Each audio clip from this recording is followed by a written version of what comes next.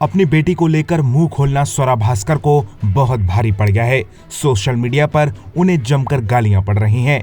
इस साल 16 फरवरी को स्वरा ने शादी रचाई और 7 महीने बाद 23 सितंबर को एक बेटी को जन्म दिया। अब स्वरा ने बेटी के साथ एक फोटो शेयर की है जिसमें वो अपनी बेटी का चेहरा निहारते नजर आ रही हैं।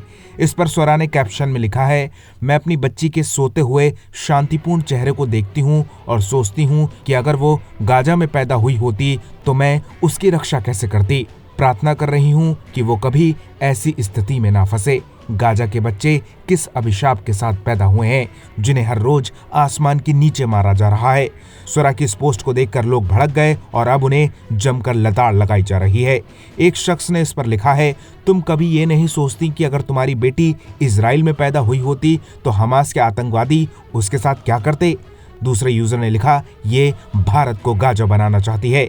तीसरे शख्स ने जवाब दिया, आप भाग्यशाली हैं कि आपकी बच्ची भारत जैसे खूबसूरत देश में पैदा हुई है, ऐसा देश जो हमेशा आतंकवादियों के खिलाफ खड़ा रहता है। सोचो, गाजा के लोगों ने अगर आतंकवादियों का समर्थन नहीं किया होता तो वो जमीन भी भाग्यशाली होती, लेकिन वहां तो पैदा होते ही बच्चों के दिमाग में जहर बो दिया जाता है।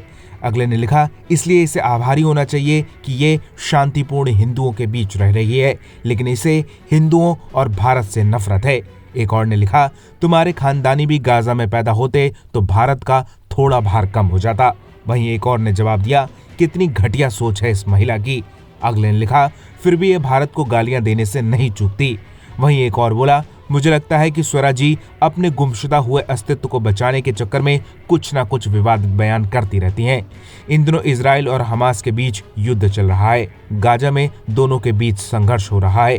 इस युद्ध में दोनों तरफ के बच्चे भी मारे जा रहे हैं।